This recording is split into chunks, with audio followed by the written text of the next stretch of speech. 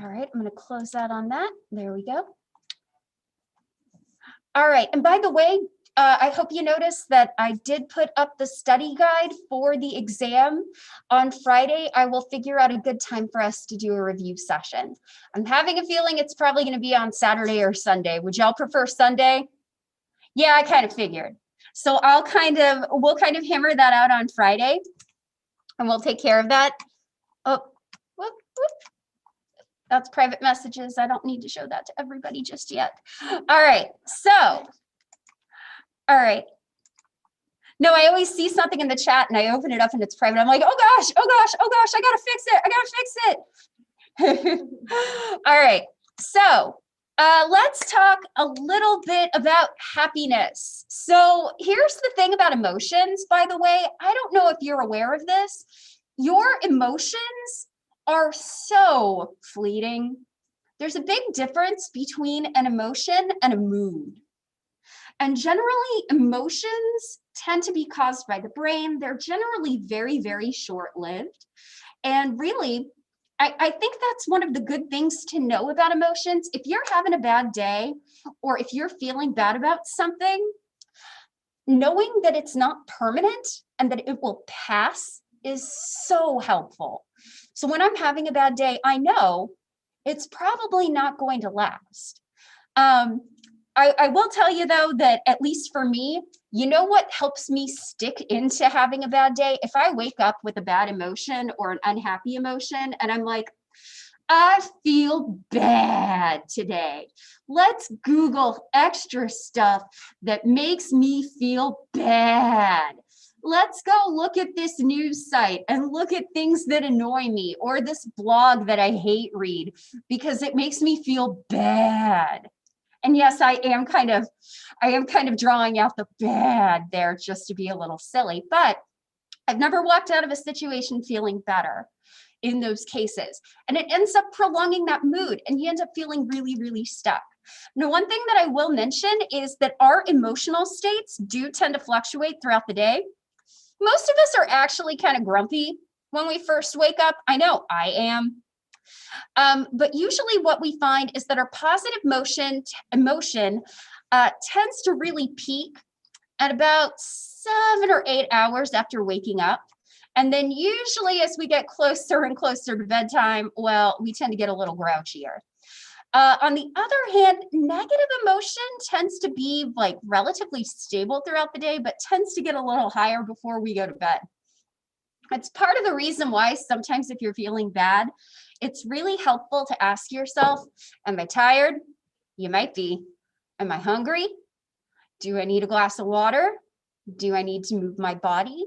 So sometimes checking in with your body can help manage some of those negative emotions. And here's the thing, I want to be really clear. It's okay to feel a negative emotion and don't let anybody tell you that it's not. You're allowed to feel what you feel. Just don't hurt anybody else and don't take your emotions out on other people if you can possibly avoid it. Now, sometimes you're going to do that. I know I do. Apologize, make it right, move on. So how does happiness change throughout our life? So generally, we tend to find that over the long run, our emotional ups and downs tend to balance. I've had really bad years. In terms of emotional state. Shockingly enough, this year has not been one of them. It was actually 2 years ago that was kind of a hard one for me. And certainly not for any reasons related to disease or politics. It was personal stuff. And now I kind of feel kind of silly because I'm like, I spent the better part of a year in a terrible mood because of silly, trivial things. It was preparation for when I really needed to keep a cool head. So I find it kind of funny and I have to laugh about it now. But I've had bad years.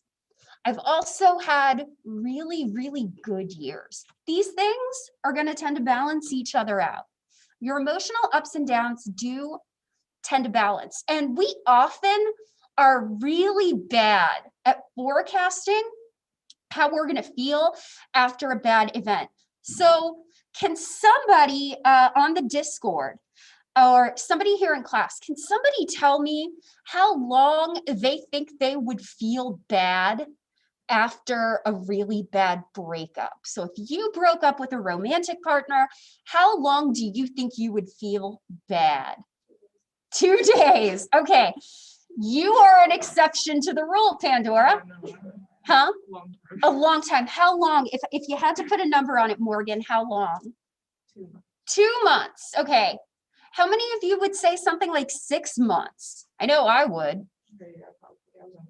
Let me see. A month. Okay, some of you are laughing. Okay, I know when I had my first big breakup when I was in high school, I'm like, I'm gonna feel bad about this forever. It's gonna be like 6 months. So typically what we find is that we are really bad at figuring out how long we are going to feel bad. We are bad emotional forecasters. Most of the time we tend to find that the things that we think that are going to make us feel bad for a really long time we end up adjusting, and we end up learning how to manage it. And usually we get over it a lot faster than we'd predict. That is also true when we're talking about things like getting a cancer diagnosis, losing a limb, losing the use of our legs. Most of us think we would be miserable forever.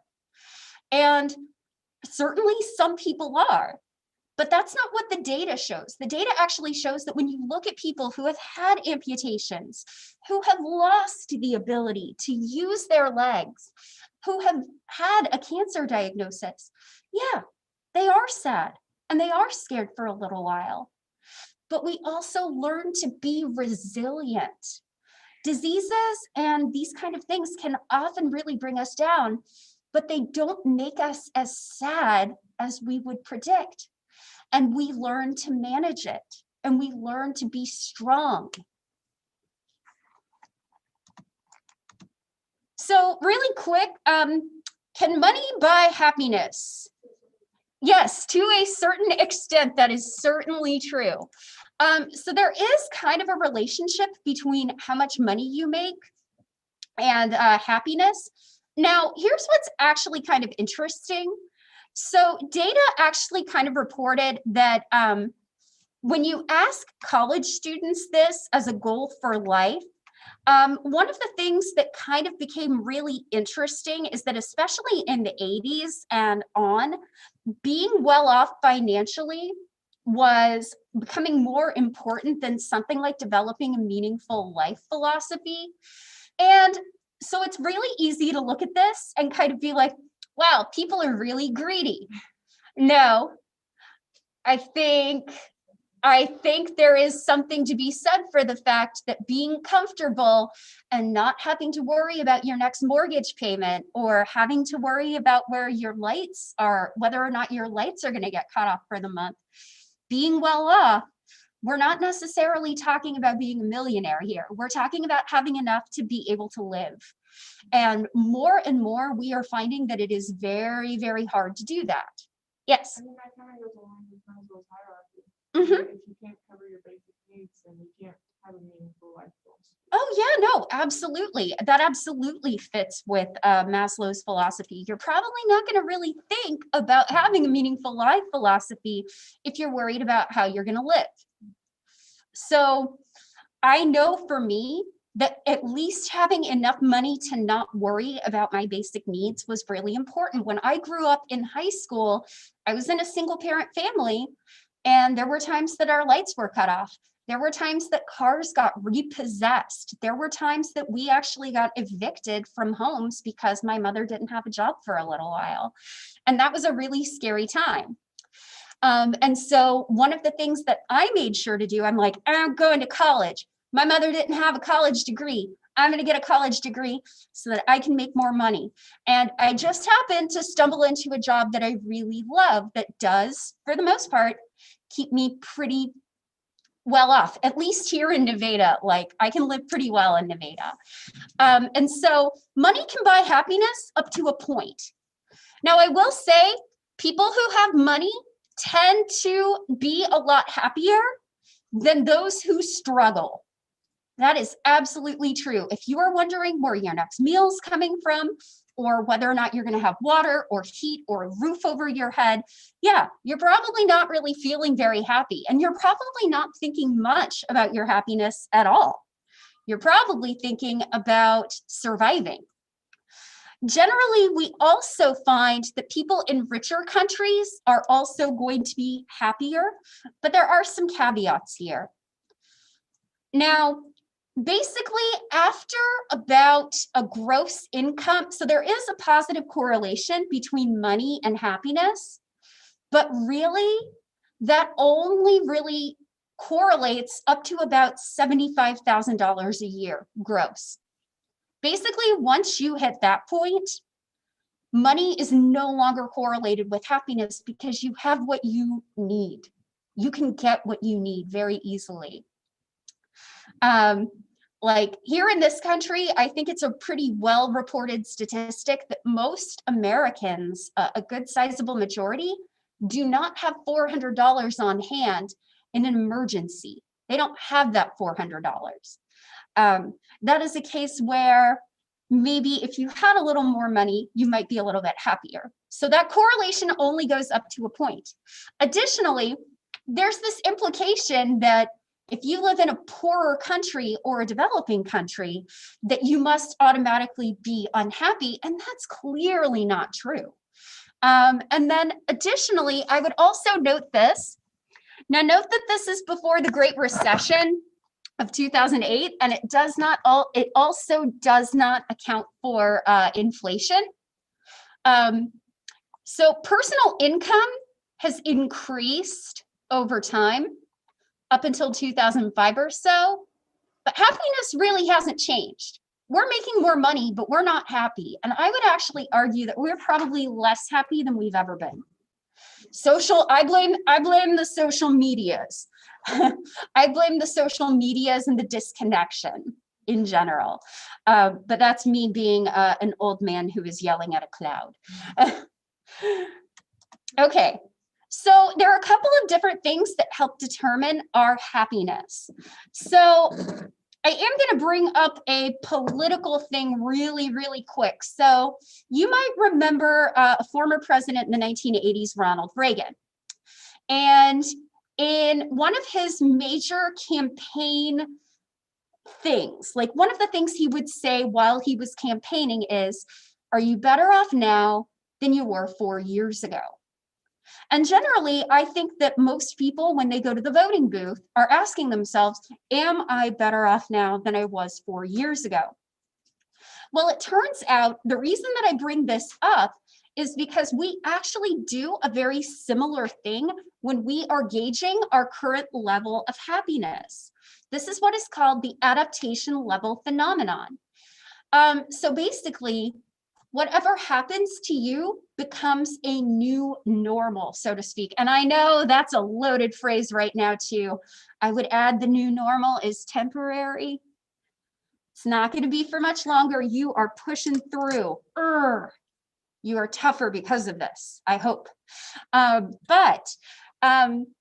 the idea here being that when you are judging how happy you are right now, you often compare yourself to previous points in time.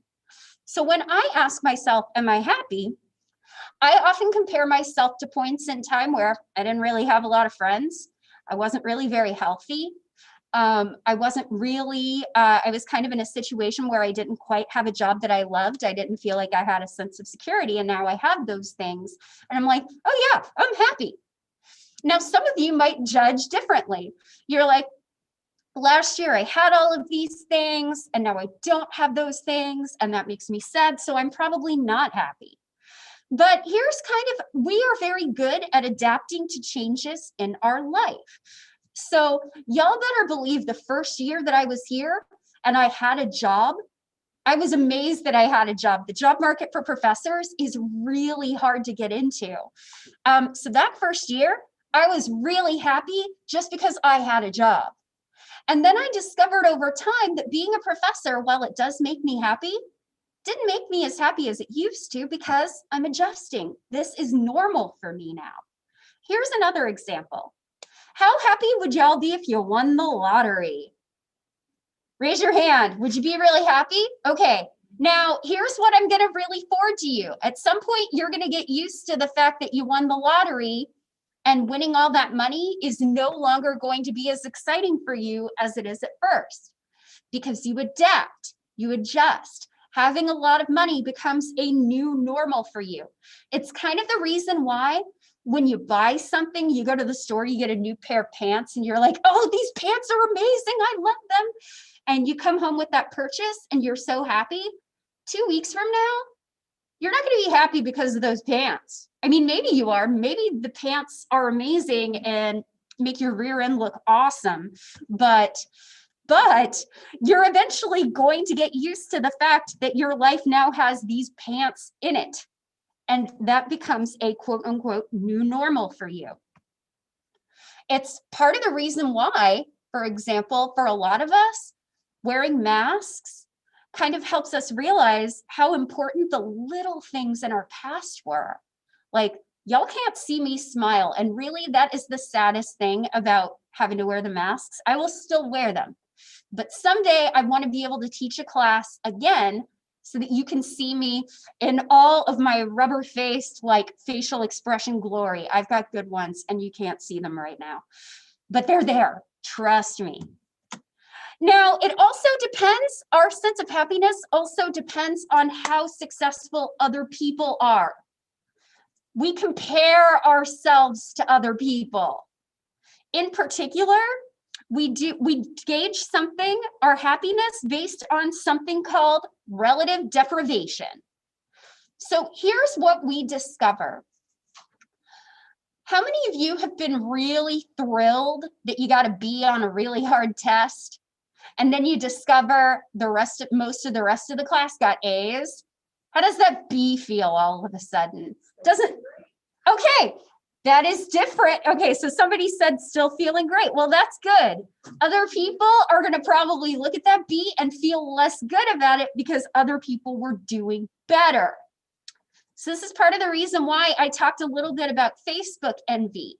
It's really hard for some people to be happy with what they have. And that's not me telling you that you shouldn't hope for something better or work for something better. I'm like, if you're in a bad state, if you're being treated poorly, be happy for what you have. I'm not saying that. What I am saying, though, is that when something good happens to you, be happy for that.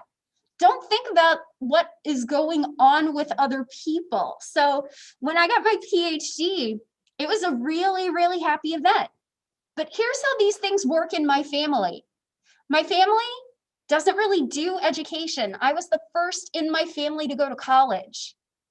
And so they don't necessarily understand. I think some of them understood that it was a big achievement, but not everybody does.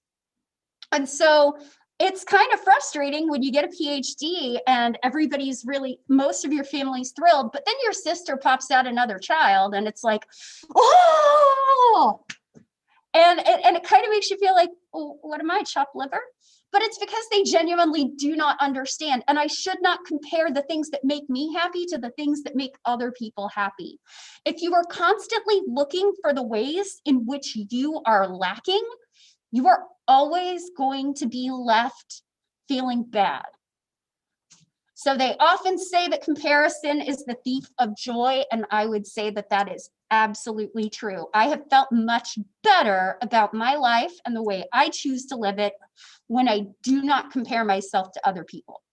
When I focus on what my values are, what I believe in, and am I living in line with those values? It's one of the benefits of being in your 30s. You really do start caring less about what others think. I'm not saying I'm 100% there, but I'm getting there more all of the time. Okay, so this is the wrong page number because this is from the previous edition in your book. So here are some things that seem to be related to happiness, and then here are some things that are not. Your age does not matter. Age does not matter with happiness. Gender is not necessarily related to happiness. Now, women tend to feel things more than men report to. But again, that's largely socialization.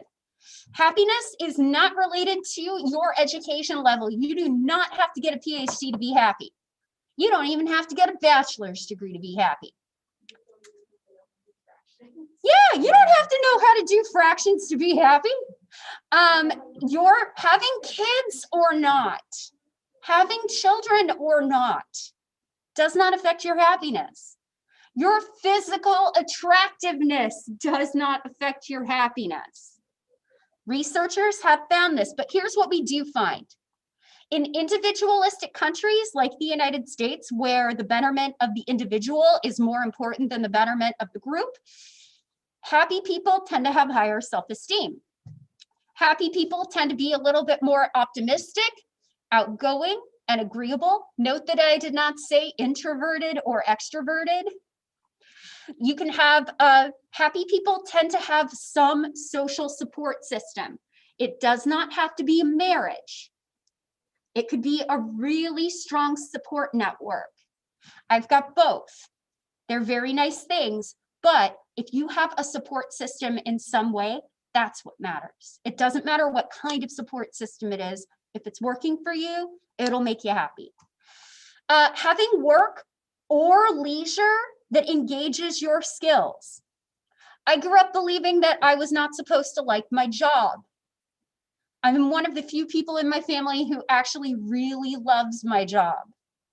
But if I didn't like my job, I would at least make sure that I had things that I was doing outside of work that engaged my skills or made me happy, spending time with friends and family.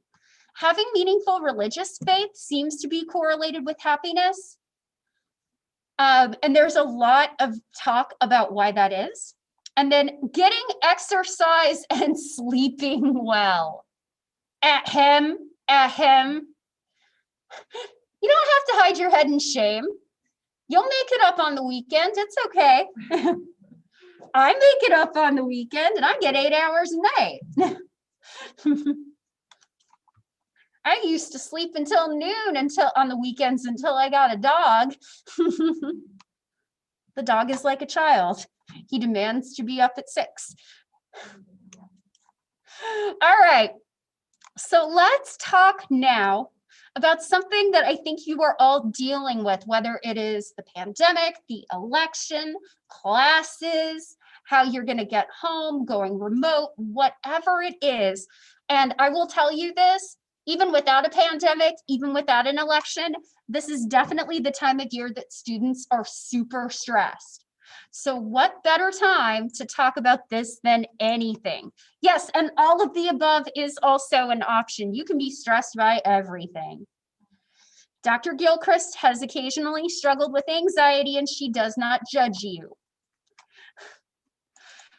So let's talk about stress and health and talk about some different ways to cope. Ooh, look at the pretty slides. This is back when I had a Microsoft Surface tablet. I was like, ooh, pretty slides. They're very long because they're meant for a tablet. I'm gonna need to get a new computer soon. Hopefully I'll have some new slide designs to share for you eventually. My computer is almost 5 years old. I'm gonna see if I can get away with just buying a battery for it, and hopefully that'll help. Can't hold a charge to save its life. It has to be plugged in all the time now. It's the worst. It's not actually the worst, but it's the worst. Okay, so let's talk a little bit about stress. So what is stress? So what kind of things are stressing you out right now? A lot. The election. Classes, exams, an exam in this class possibly. You can be stressed by an exam in this class. It's all right. I don't judge. Tests are scary. But maybe classes, maybe some issues with friends, maybe you had to quarantine. And think about the way that we talk about stress. I was saying in general, a lot of people have had to quarantine at some point this semester. You know, And it's possible that we might have to continue doing that next semester, but hopefully not for very long. So think about the ways that we talk about stress. I really should have played the 21 Pilots song before class. That song is awesome and perfect for talking about this. So we talk about being stressed out. We say, I'm stressed. This thing is stressing me out. So we typically tend to talk about stress as something that is threatening to us. And I'm not meaning threatening like, oh my gosh, there's a tiger in the classroom. That is actually literally threatening, but something that feels like possibly a psychological threat, a social threat, an existential threat, or sometimes we view it as a challenge.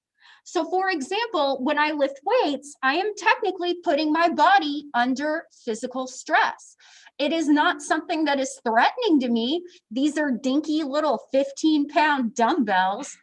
The worst thing that could happen is I clock myself in the head with them. I've actually kind of done that. To be fair, it was a corner of the dumbbell. I'm okay. I am not concussed. And unfortunately, I will share this with you another time. I've taken a lot of bonks to the head in my life. Let's just put it that way. So we view things as threats or as challenges. So we say, this is stressing me out. And when we say we're stressed out, we're talking about our responses to these things. So let's talk about what stress is. Stress is the process of registering and responding to threats and challenges. Good things can be stressful. I love Christmas. Christmas is a really stressful time, but I love Christmas.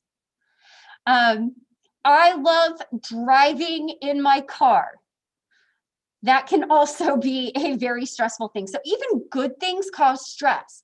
Moving to a new place, getting a new job, these are typically regarded as positive things, but they can be stressful. And the things that are threats or challenges are known as stressors. So the things that cause stress are called stressors, and then our response to that is what we call a stress reaction. So here's something really, really important to know. The way that you view stress really matters, and it affects the way that you respond. So some of you may have actually kind of seen this when I had my anxiety attack last week. So I was kind of feeling off, and the way that I viewed it was, uh-oh, something really bad is happening. And then I basically managed to work myself into an anxiety attack. Now, on the other hand, if I had said, you know, this is a little tough, but I'll keep pushing through, maybe I would have responded differently. So the way that we view a stressor affects how our body responds to it. So let's say, for example, we have a stressful event, a tough test. Yeah, I don't like tests either. That's why I became a professor, so I don't have to ever take them again. I just give them. So we take a tough test. Now the appraisal, let's compare these two different responses. So if you view it as a threat, oh my gosh, this stuff is beyond me, I don't know what to do, you're probably going to panic.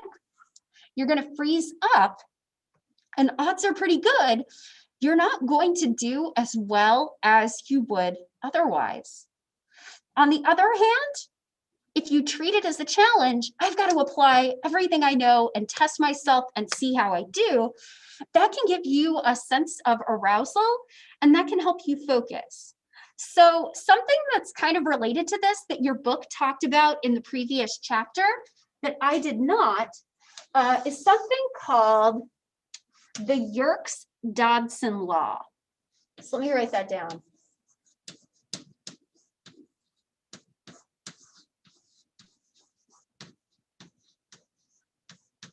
I'm running over.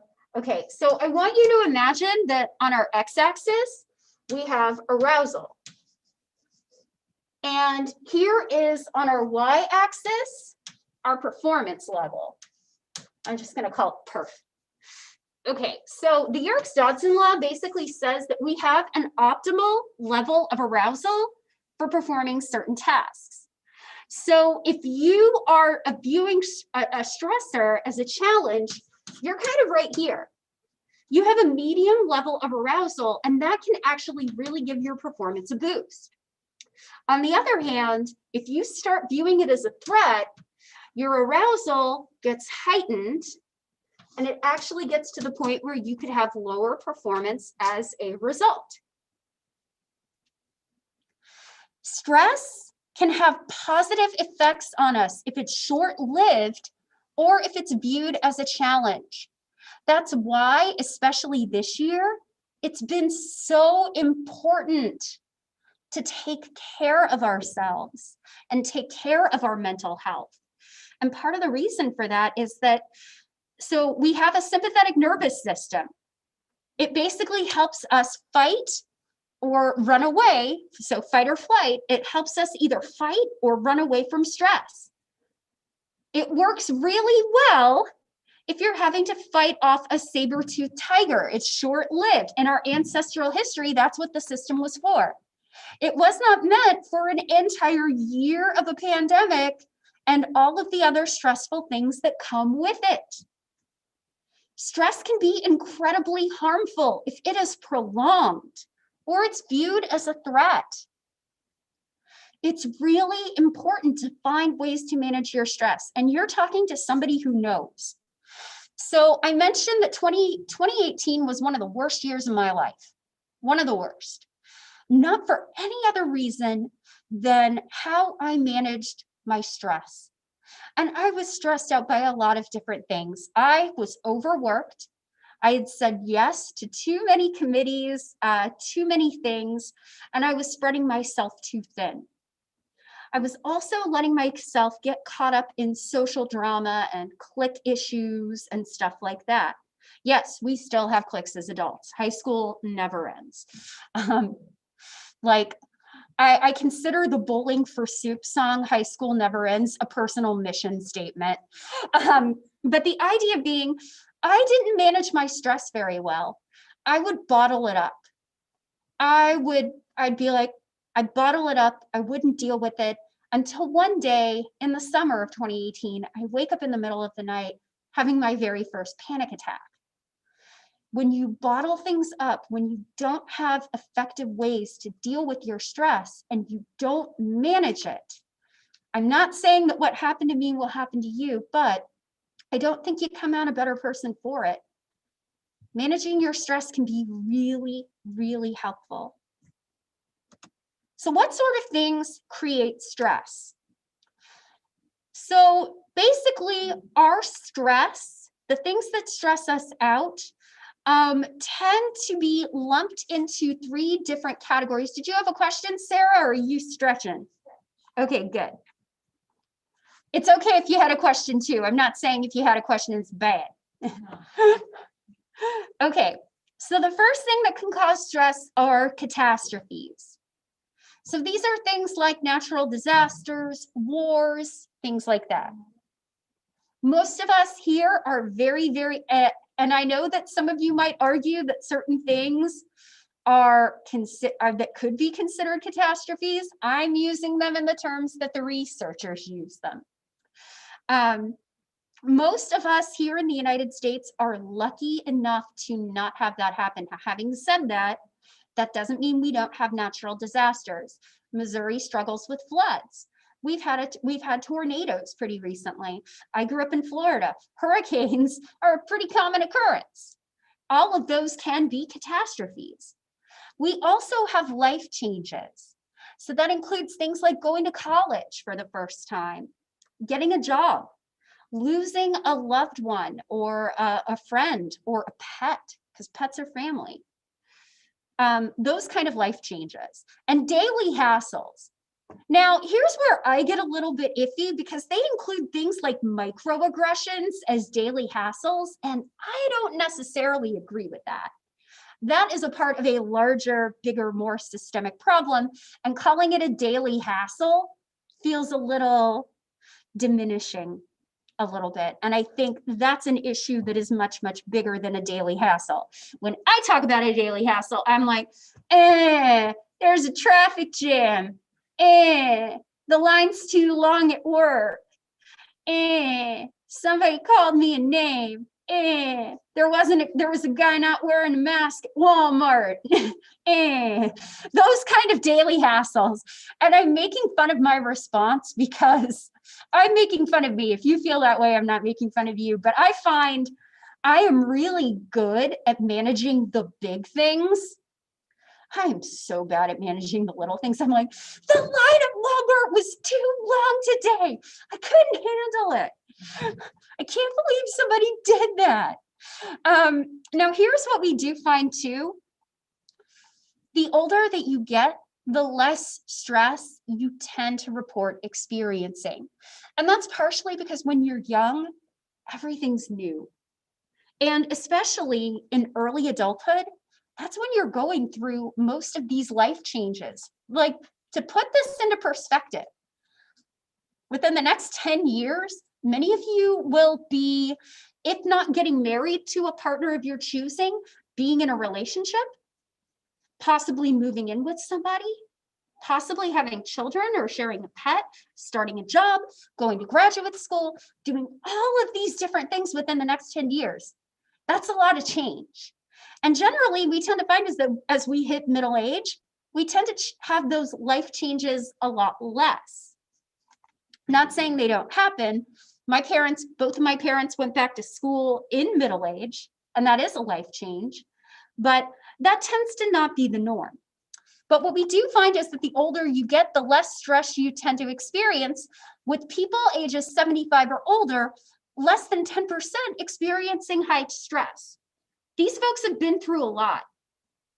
I used to ask my grandparents. So my grandparents were born in, the oldest one was born in 1935.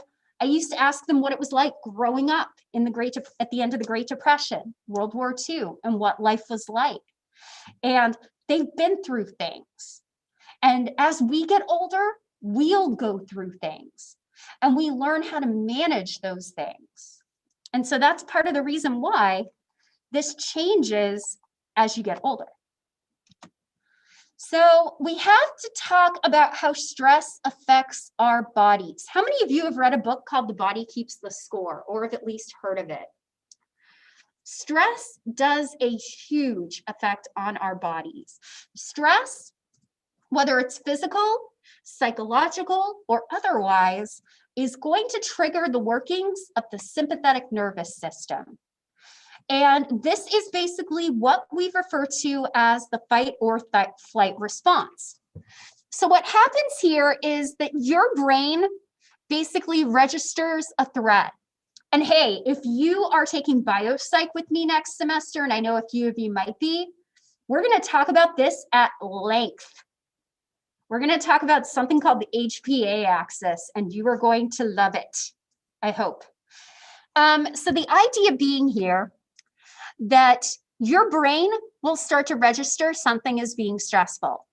The amygdala will do that in particular. Your amygdala loves to process negative emotions and negative emotional states or stressed out states. The amygdala has a lot of outputs to other areas of the brain, in particular, the hypothalamus and the pituitary gland. Both of these work together to release hormones that cause changes in your body. So what sort of things does the sympathetic nervous system do to your body?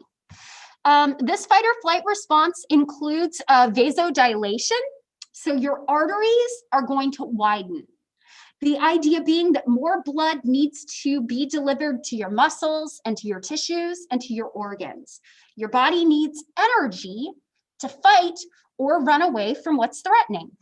So your arteries will widen, you'll get vasodilation, your lungs will ventilate faster, your heart will begin to beat faster.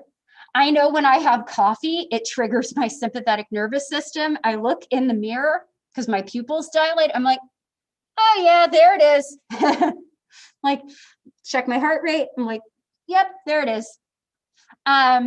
Your heart will beat faster. Your adrenal glands will release epinephrine and norepinephrine, or also known as adrenaline or noradrenaline, to help you deal with this stress. Your stomach and digestion, your stomach will basically shut down digestion and your muscles will tense. So I'm going to be a dork. One of my favorite things that I like to do after I run is feel my stomach. And here's why I like to feel my stomach. So when I'm running, my arms are moving, my legs are moving, my heart rate is up, but my digestion's not working. And there's no blood flow going to the stomach because digestion is a really costly process. It takes a lot of energy and it takes a lot of blood. So if you work out, you have a strenuous workout, touch your stomach. It is going to be ice cold and it's going to be so weird. One of the things that I would kind of encourage you as well, if you are working out, try to make sure you don't eat right before you do it, because your body is basically going to have to decide what to do. Should it spend its time on digestion, or should it deal with the physical stress? And it has to decide. Generally, if your body decides to digest, it's not going to work out well for you. I once went to the gym after eating, and I started doing burpees, and I almost threw up, and Professor Helminska saw me.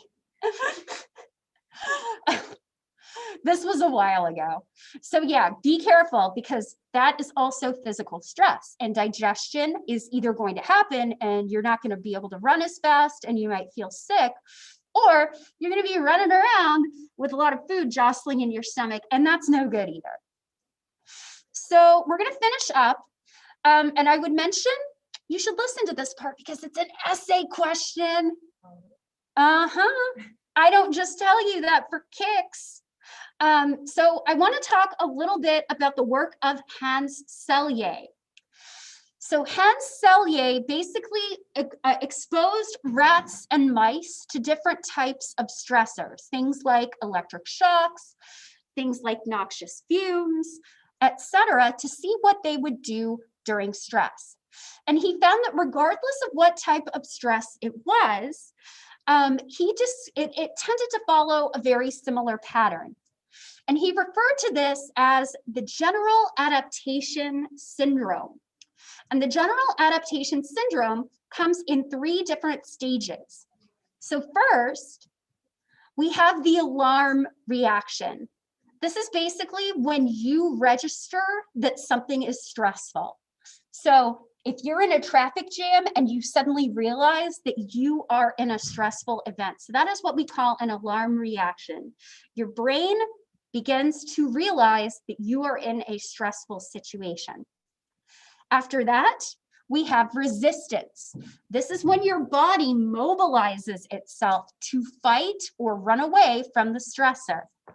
So the activation of the sympathetic nervous system is that resistance. So your body is mobilizing the energy that it needs to deal with this stress.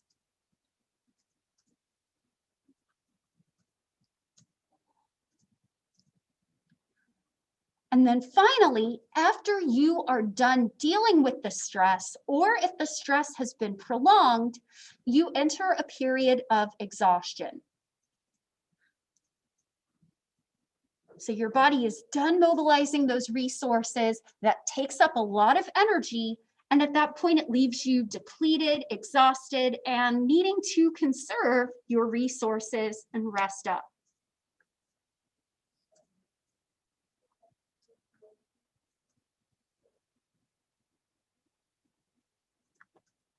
So I'm going to go ahead and stop here.